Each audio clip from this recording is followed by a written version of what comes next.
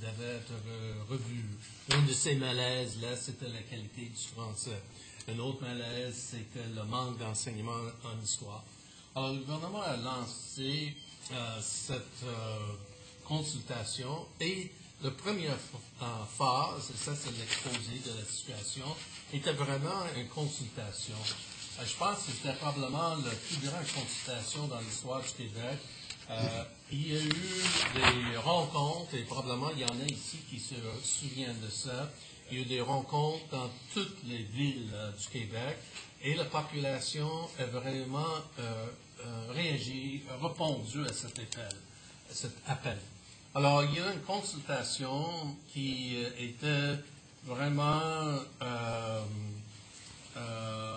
assez large, une consultation où pas mal tout le monde a pu participer, il y a eu des mémoires, il y a des audiences. Moi, j'ai assisté surtout à ceux en milieu rural, je ne suis pas allé à ceux de Montréal, mais les commissaires ont participé à ça. Alors, cette première ronde qui était, et j'insiste sur le mot consultation, parce que c'était consultation, n'importe qui avait quelque chose, qui voulait dire quelque chose, pourrait se présenter. Et c'est ça qui a donné lieu à cet exposé de la situation. Par exemple, on a vu dans cette première ronde qu'il n'y avait pas de vouloir de déconfessionnalisation. En dehors de Montréal, il n'y a pas une seule mémoire où on demandait la déconfessionnalisation. Il y en avait évidemment à Montréal. Il y avait une appréciation assez poussée pour le pastoral à l'intérieur de l'école. Et il y a certaines choses qui se sont dégagées de ça. Par exemple, il y a une préoccupation avec un vide de valeur.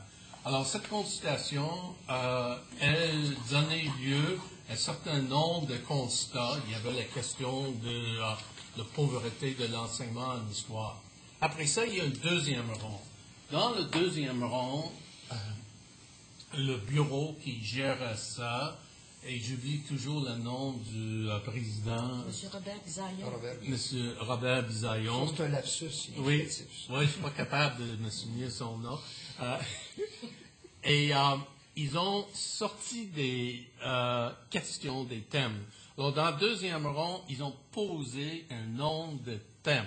Est-ce qu'il faut augmenter l'enseignement de l'histoire, par exemple? Est-ce qu'il faut changer le cégep? Et ceux qui ont participé au deuxième rond ont été invités. On a fait un tirage à travers tous ceux qui ont participé dans le premier rond.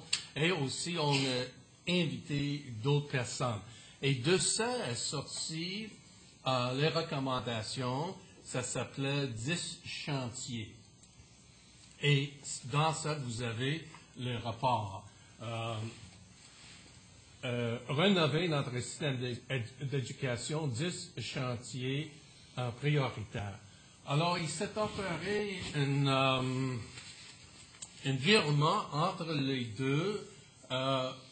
On a, dans le deuxième,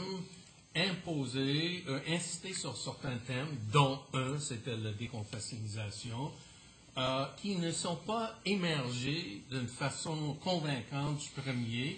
On a même inséré la question de l'abrogation de 93 dans la Constitution canadienne. 93, c'est l'article qui donnait une compétence constitutionnelle au milieu catholique en Ontario, au milieu protestant au Québec, pour gérer l'éducation. Ça protégeait les protestants des catholiques au Québec, ça protégeait les catholiques des protestants.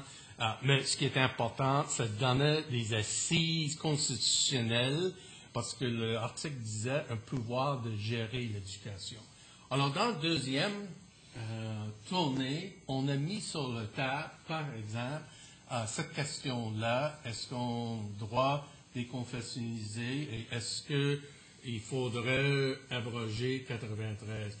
C'était une question qui était insérée, une préoccupation qui était insérée par M. Bisaillon. Et je dois dire que dans la première série, il y avait cette vision très corporatiste, syndicale, étatiste sur l'éducation. Par exemple, on ne voulait pas inviter les évêques à la première consultation. C'est moi qui avais insisté. J'ai dit, moi je suis un protestant, j'avais dit quand même, c'est un système confessionnel, les évêques catholiques jouent un rôle là-dedans, il y a le comité catholique qui a un droit de regard sur ça. Alors finalement, ils ont invité. Mais pourquoi ils ne voulaient pas? Ça, c'est fascinant parce qu'il y avait cette volonté, on avait décidé que l'éducation, ça c'était intéressant parce que, bon, j'étais très frappé qu'ils ne voulaient pas inviter, mais pourquoi? Je pense, et ça revient à notre discussion ce matin, on avait déjà décidé, M. Bisaillon, qui était conseillé par des gens qui avaient amené aussi du CSN à l'époque, au CEQ. Je pense que, et ça ne s'est pas cristallisé dans mon esprit avant que vous me posiez de questions. Je pense qu'on avait décidé que l'éducation était une affaire d'État, pas de l'Église. Et, vous n'avez pas invité à la première ronde ou à la deuxième ronde? Non, la première ronde. Okay. Et si je n'avais pas insisté, il n'y aurait pas eu d'évêques. Et finalement, il y en a 5-6 qui ont fait des présentations. C'est après un protestant pour... Parce que j'ai dit, c'est un système constitutionnel où les évêques jouent un rôle et c'est normal qu'on les invite. Et aussi, alors c'est ça, et, mais M. Bisaillon était vraiment de ce mouvement corporatiste un peu, étatiste un peu, et aussi de cette réaction contre une Église qui avait été peut-être trop cléricale, qui avait eu trop de pouvoir dans le passé. Il était vraiment moderne. Bon, j'imagine qu'il vit encore. Alors, je pense que c'est ça la réponse à la question. Alors, et je ne ferai pas beaucoup d'autres remarques, sauf il y en a un que je veux faire. Il n'a jamais été question de ce qu'on appelle le parti de réforme, qui est les compétences transversales. Ça, c'est en train de mijoter dans les facultés d'éducation, dans le ministère, mais il n'y a pas de question, c'est en parallèle avec ça. On n'a jamais débattu de ça. On s'est débattu des questions comme la place de l'histoire, la place du français. Il y a effectivement eu des recommandations sur ça. Je vais juste regarder, vous dire les 10 chantiers. Pendant que je cherche, regardez, juste rappeler une chose, c'est que dans la réforme de Mme Marois, on va insister beaucoup sur l'importance des matières fondamentales. Il n'est pas question des compétences transversales, au contraire. Oui. On dit qu'il faut revenir aux matières essentielles, français, mathématiques, histoire, et donc la question des connaissances, au point de départ, était très importante. Oui, et justement, et moi, à ce jour, pour moi, c'est un mystère. Et moi, j'imagine que c'est venu des facultés de l'éducation, le département du ministère de l'Éducation, où est venu, ou peut-être c'est simplement une mouvance dans l'éducation, dans tout l'Occident. Il fallait passer des connaissances à une méthode, une pédagogie plus active, et il fallait que l'enfant découvre des choses. Et c'est peut-être une vision de l'éducation qui a été... c'est le constructivisme. Imprimé ou impermé, ou qui avait pénétré tout l'Occident. Mais c'était jamais question de ça pendant OK. Oh oui. Le document que tu avais avec les 10 chantiers, je vais juste, parce que les recommandations sont organisées autour des 10 chantiers. Bon, ici sont les chantiers. 1. Remettre l'école sur les rails en matière d'égalité des chances. Entendre et améliorer l'offre de services publics à la petite enfance. 3. Restructurer les curriculums du primaire et du secondaire pour en rehausser les niveaux culturels. Ça veut dire français et histoire. Consolider la formation professionnelle et technique. 5. Procéder aux réorganisations nécessaires pour mieux répondre à la demande d'un enseignement supérieur de masse. 6.